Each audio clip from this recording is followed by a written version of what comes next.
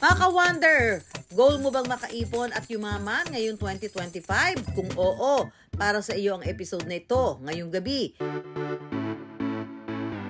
Sagot na namin ang iba't ibang tipid hacks ngayong 2025.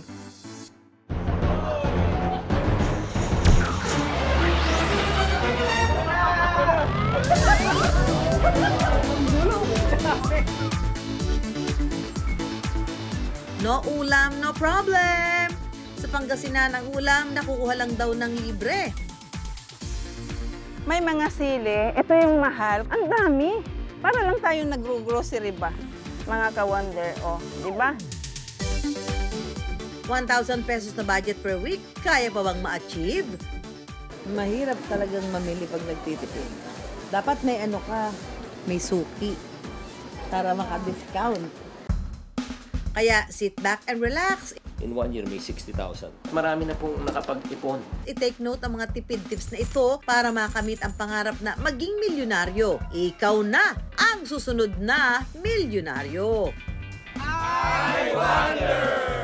Paano makakatipid si Juan ngayong 2025?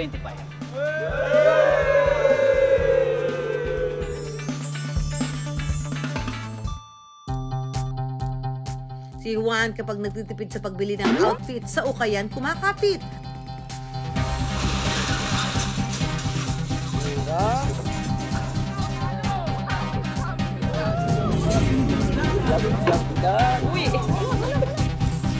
Ganyan ang eksena sa ukayan na ito sa Biñan, Laguna tuwing may bagong arrival ng mga ukay-ukay items.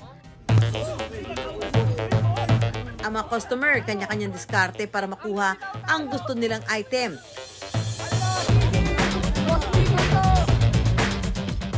Ang mga binebenta raw kasi rito, mga bagsak presyong damit at mga bags.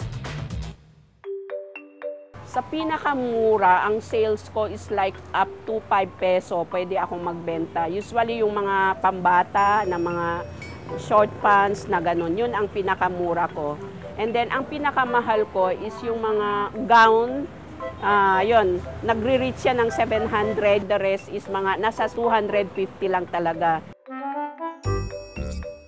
Mga ka-wonder, magandang araw sa inyo. Nandito tayo ngayon sa Busra. Ukay-ukay dito sa Biñan, Laguna. Na kung saan nakikita nyo naman, isang katutak yung mga talagang pumipila dito at pumupunta. Wait lang, may interviewin lang ako. Mga kuya, ikaw, bakit nandito ka? Anong gagawin mo? Kukuha ng pambenta.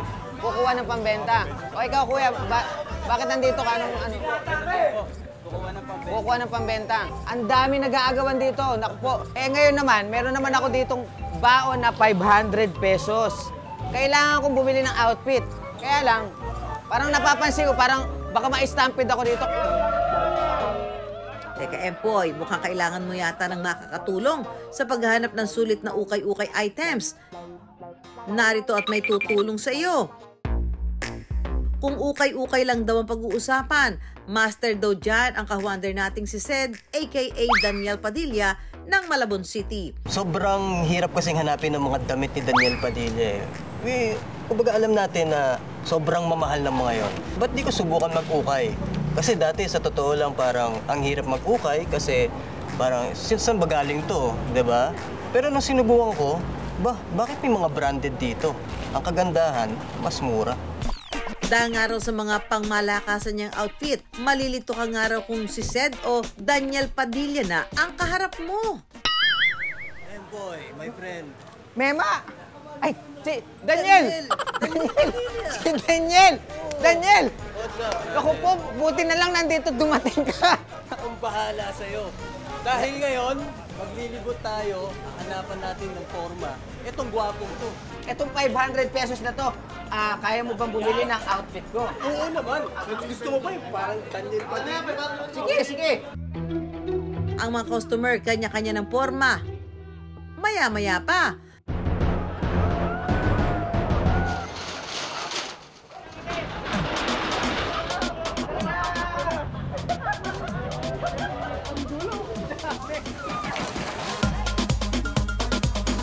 Paunahan, agawan, at balyahan.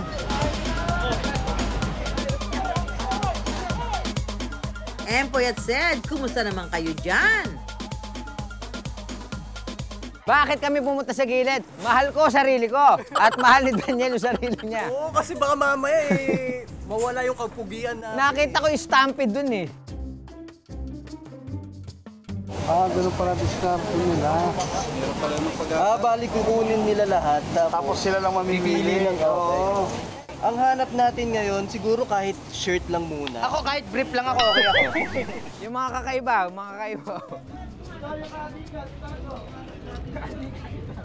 Katulad nito, merong pang tag, oh. Ano yan? Pwede na yan. Pantalon naman. Oo. Simple lang, di ba? Pero rock. Ang mga nag-aagawan sa ukayan, tinatawag na selector. Sa isang bale kasi, may mga branded sila makukuha. So yun talaga ang pinag-aagawan nila. Siyempre, kung makuha nila yon, yung mga iba kasi parang nagre-reseller din sila, binibenta nila online. Usually, mga slightly lang. Yung katulad kanina, talaga nasugatan yung paa niya, ganyan. Minsan yung mga ulo nila, nagkabunggu-bungguan na sila. Parang ganun ba? Kaya kahit ano pang pigil ang gagawin namin sa kanila, hindi mo talaga sila mapipigilan. Excuse me, kuya. Are you pregnant? I'm not. Sorry, I'm not. Kaya ito, napapansin yung mga ka-wonder, parang may tinatago sa loob ng tiyan niya. Iyan ba yung mga nakuha mo? Yes po, kuya? ito po. Pero pagpipilian ko pa po ito. So, pipilian mo pa? Opo. Ang galing nilang mamili. Habang naghahanap ng mga ukay items, isang bale na naman ang inilabas ni Rueda. Makakakuha kaya si Empoy at Sed ng jackpot item? Parang cutting ribbon to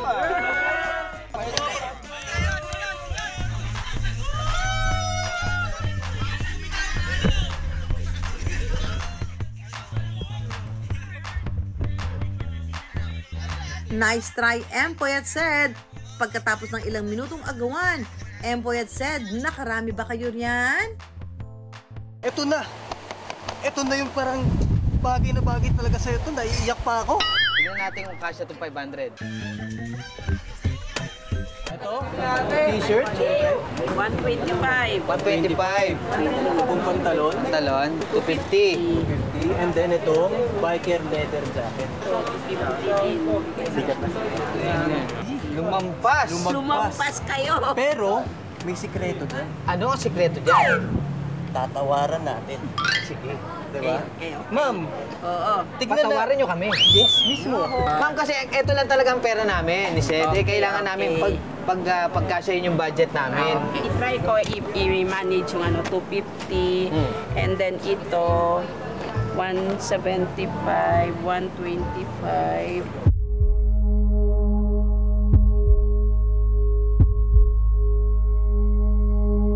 Sige na, 500 na lang. 500 pesos ukay challenge with Empoy at Sed, success! Ang ukay-ukay kinuha sa salitang halukay. Ang mga damit na nasa ukayan kadalasan nagmumula sa mga bansang Japan, Hong Kong, South Korea at Amerika. Pero I wonder kailan at paano nga ba ito unang umusbong sa Pilipinas? Ang origin ng ukay-ukay ay nagmula sa Baguio noong 1980s to 1990s kung saan nagbebenta sila ng mga second-hand na items. And dahil nga practical ang mga Pilipino sa pagtitipid ng mga gamit, tinatangkilik nila to. Malaking parte daw ang mga nangyaring giyera noon kaya nangangailangan ng mga damit sa Pilipinas. At Baguio City ang naging bagsakan ng mga second-hand items mula sa ibang bansa. 1,000 pesos na budget per week, kaya pa bang ma-achieve? Mahirap talagang mamili pag nagtitipid. Dapat may may suki para maka-discount. Abangan sa Mga ka-wonder, sa taas ng presyo ng mga bilihin, kakasya ba ang 1,000 piso para sa pagkain sa isang linggo? Testingin natin ang diskarte ko bilang nanay dito sa Kamuning Market. Samahan niyo ako, mamimili tayo. Let's go. Pili muna tayo ng sahog. Pili muna ako ng 1/4 na giniling. Magkano po ang giniling? So kung 1/4 lang, magkano ba? Pesos? Tayo pabili po. Papalasa sa mga bibili nating ulam. Mahirap talagang mamili pag nagtitipid. Dapat may ano ka, may suki para maka-discount. Talagang tipid. Magkano ganito, Bawang? 25, ma'am. To, 25. Pwede na to. Pinuhin mo na lang ang gayat para marami. Kano ganito? 25 din po. O yan. So, ito ay 4 na piraso. Pwede pang 4 na araw to.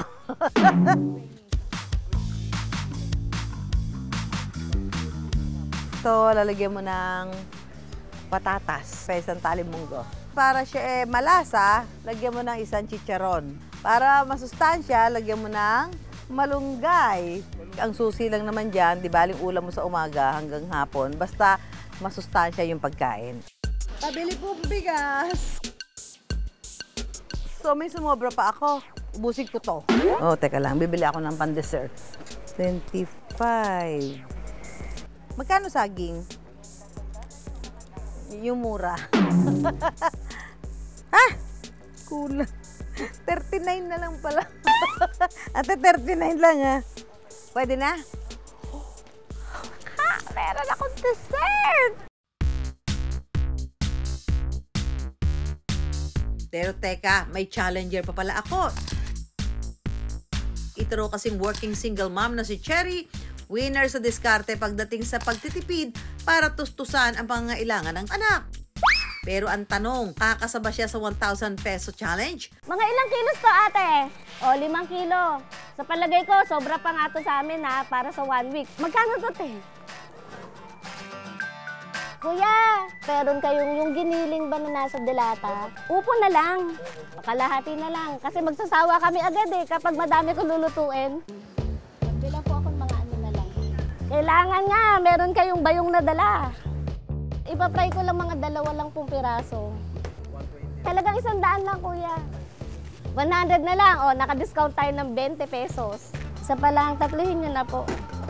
175!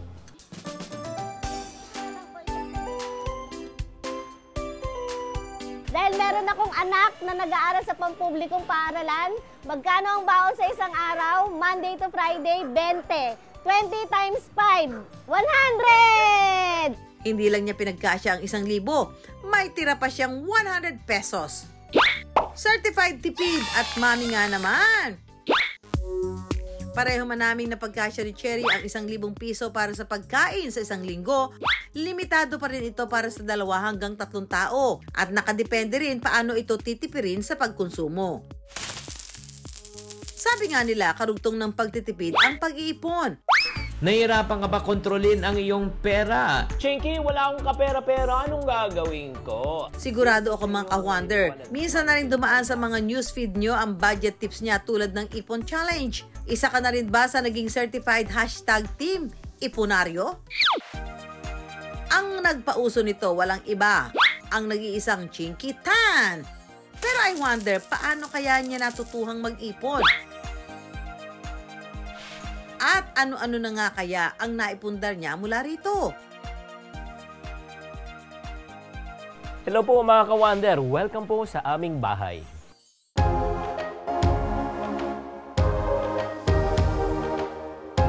Produkto nga rin ng kanyang pag-iipon ang mga naipundar na artwork sa kanyang bahay.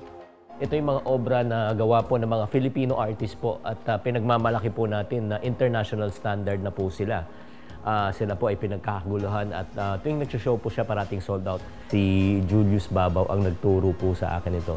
Maganda na mag-collect ng mga paintings. Habang tumatagal po, tumataas din po ang presyo na parang lupa. At pagdating ng panahon, kung ito ay kailangan mo na talagang siguro ibenta para ikaw ay gamitin in the near future, pwede mo rin gawin.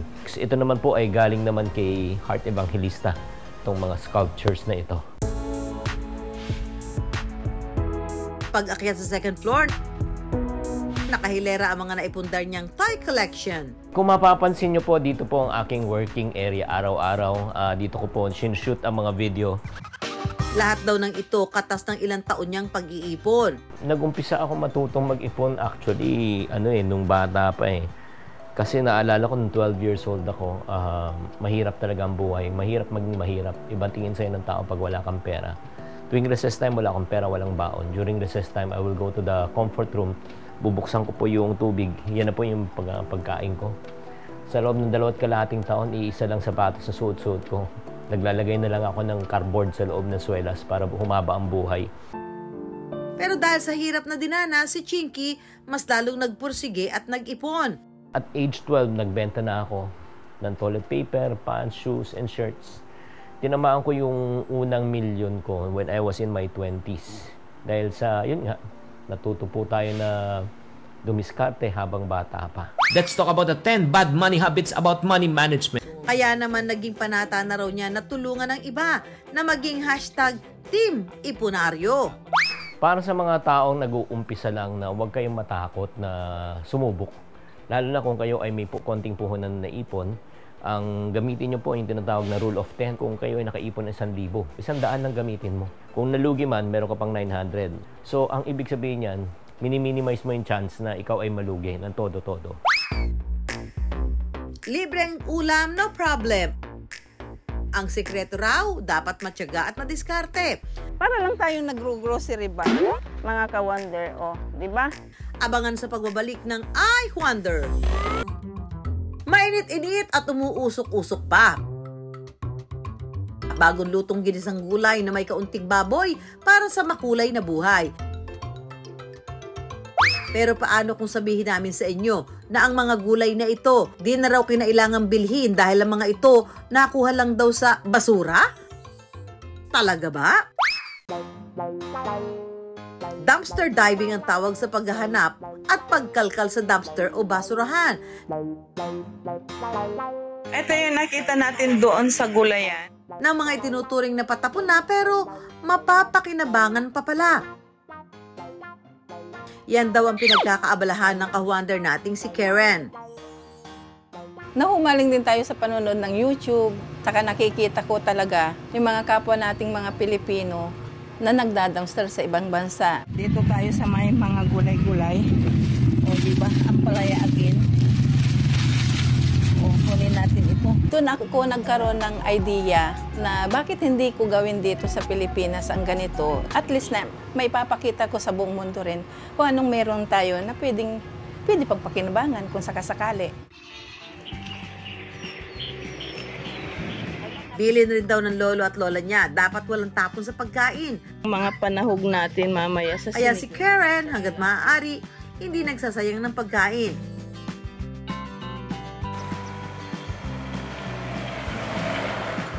Kaya nang malamang uso ang dumpster diving sa ibang bansa, agad niya raw itong sinubukan sa kanilang palengke sa Lingayen, Pangasinan.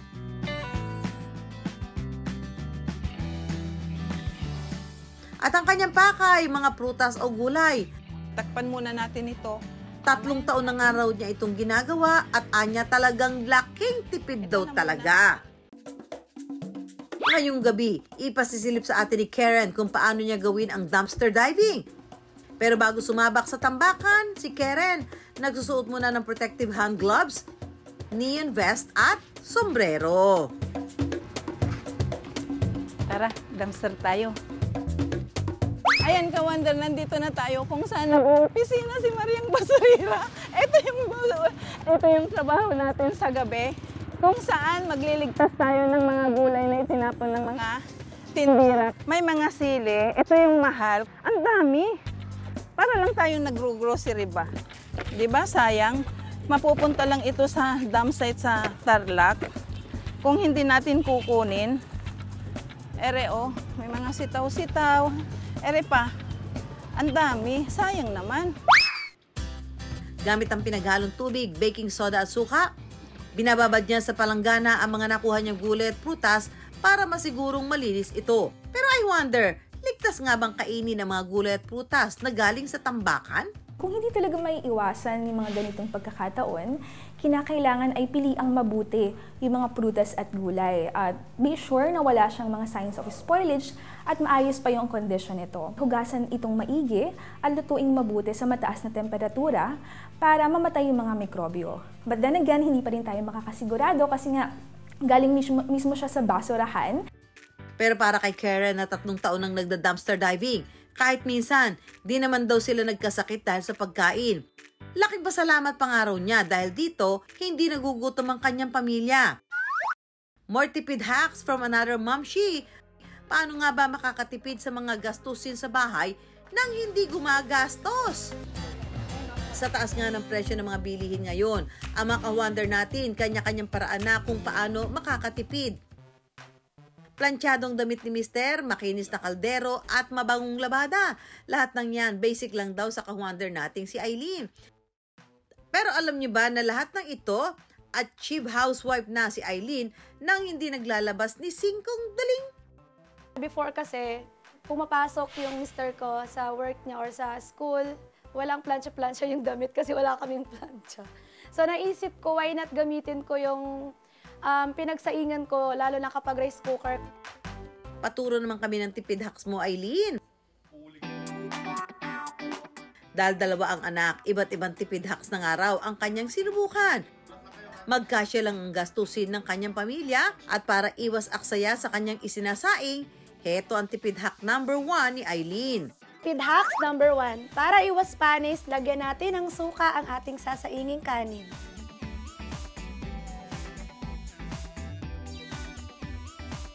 Tipid hacks number 2, para mas mapabilis ang paglilinis natin ng ating maruruming kasirola at kawali, ay gagamitan natin ito ng baking soda at suka. Kuskus dito, kuskus doon. Maya-maya pa. Ito na, maputi na ang dating maitim nating kaldero.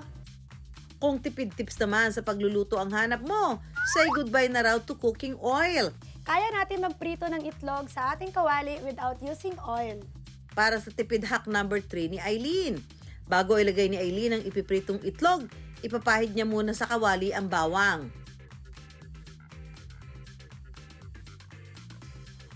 Hello mga ka-wonder, ito na ang ating nalutong egg na without oil. Tignan nyo, ang ganda ng pagkakaluto.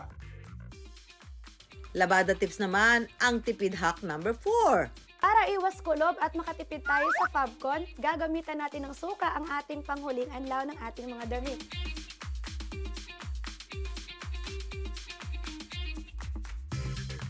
At tipid hack number 5, para makatipid sa kuryente, ang gamit ni Aileen na pamplansya ng damit ni Mister, ang kaldero na pinagsaingan ng kanin. Ang pagiging matipid ni Aileen, may mas malalim palang hugot. Yung pinaguhugutan ko talaga is yung karanasan ko nung bata ako. Talagang mahirap yung buhay namin, yung papa ko karpintero lang at yung mama ko ay housewife. Lumaki kami na parang tinitipid talaga sa pagkain, sa lahat ng ibang bagay.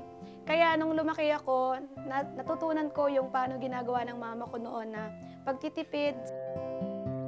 Ang tipid hacks nga ni Aileen nagbunga dahil daw kasi rito ang mag-asawa nakakapag-ipon ng 5 to 10,000 pesos kada buwan at ngayon sa puhunan na 2,000 pesos nakapagnegosyo na nakakatulong sa pang-araw-araw nilang gastusin. Pero I wonder, ano pa nga ba ang kailangan gawin ni Juan para makatipid at makaipon? Implement natin yung tinatawag na savings first.